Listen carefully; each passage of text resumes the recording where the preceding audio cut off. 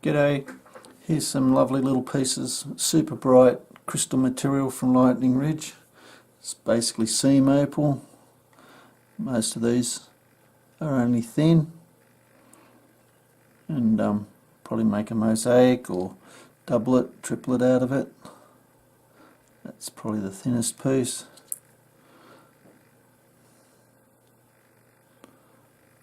Like I say, it's only thin. Nice blue. Come around here.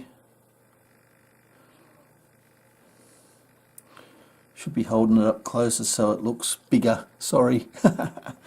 Anyway, oop, dropped him.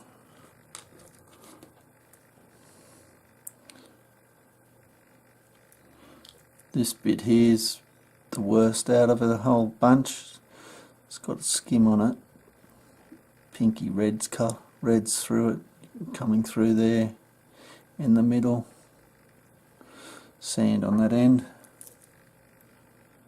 Crystal. Super bright.